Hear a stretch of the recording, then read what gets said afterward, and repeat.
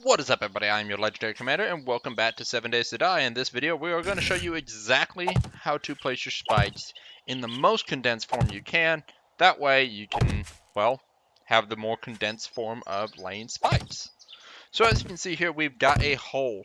That hole is actually 2 deep on one end, and then as you look back, it's 1 higher. Now, there's a big reason for that. It's the 2 deep hole is actually the front, the side the zombies will be walking towards. Meanwhile, the back side of it, where it is 1 higher, is actually the side that a zombie will be stepping out of. The reason why you don't just want to make a pit is that'll cause the zombies to dig. You don't want the zombies to dig, you want the zombies to walk up and not be digging underneath your walls. So, with that said, that means the barrier directly behind this is going to be another layer of spikes.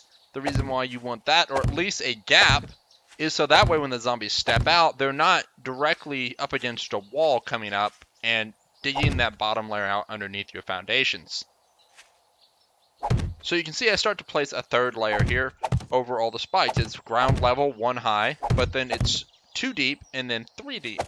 It actually goes an additional 1. It goes 2 high on ground level, and then 1 underground, and then a layer of 2 underground in the next row projecting forward. Up to basically no deeper than 2 at the front, then 1 deep, and then ground level, making a step for the zombie to come out. The reason why this is done is essentially the zombie, when it walks up to the spikes, it is a 2 high zombie, which means it must walk through the front layer of both the top and bottom. But it'll start with the bottom first, breaking the bottom, then its forehead will start hitting the top one. The block will hover, and it won't break because there are other spikes next to it, basically supporting the weight. Once the zombie busts through both the top and the bottom one, he will then fall into the trench, where he'll stand on the first layer of those spikes. He'll quickly kill himself. If he does survive, he'll fall on the next layer of spikes below him, meaning he'll actually land on a 4th layer in that front row. This should hopefully kill him. If it doesn't, well, he's now going to walk through another 3 layers of spikes, because as he walks up and out, he has to walk forward from his position, meaning he breaks the bottom layer of spikes again, then he breaks the 2nd layer of spikes. But as he comes up, his head starts to poke the ones above him. This causes him to again injure himself, and then leaving that 3rd layer to help protect. So far, that means you have 7 layers of spikes in 2 spaces. The back layer should probably be of spikes, but if not, at least a gap. He'll step into that, and as he rises up, again, he'll do the same situation. He'll break the bottom row, and as he tries to fully come to his 2 high block height on ground level, he'll hit his head on the other one, killing him as well. Now, this is all theory. Let's put this in actual practice. So corralling zombies is, well, proven to be more difficult, especially when you want them to walk the way you've designed something.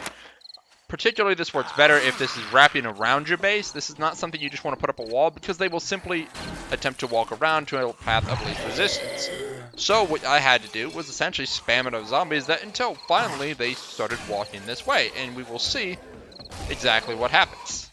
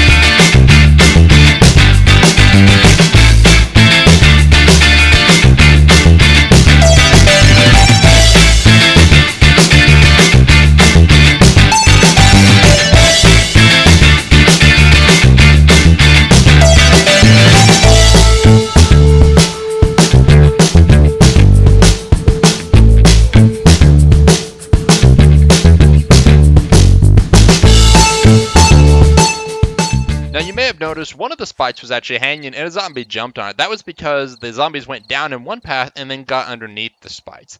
This was the only time that the spike would not break without a zombie basically jumping on it, because they can't walk through it anymore because they've gone too deep. And now that they're underneath it, those higher level spikes are no longer in their way, essentially.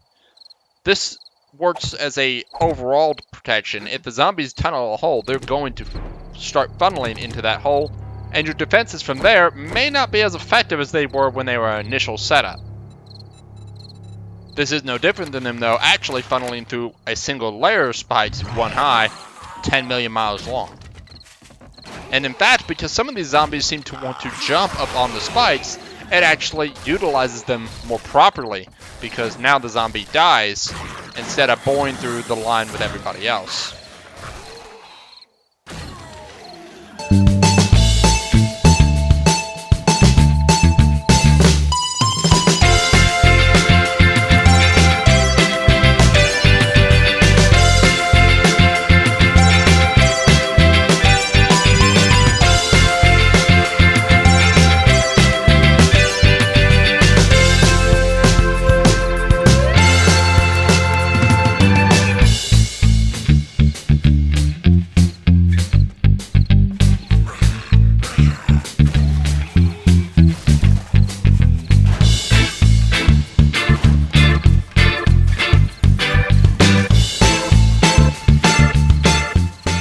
Now we can see the zombies actually coming up. As they walk up, they start to break additional spikes. And this guy right here pretty much makes it to the end. And what stops him is the last spike before he, well, breaks through to the wall. His head hit the top spike, and it's over. Now, is this the ultimate way to stop zombies? No, not at all. But this is, well, if all you got are a bunch of spikes and you don't have the resources to put up walls and corral them and direct them, this is a way to stop them.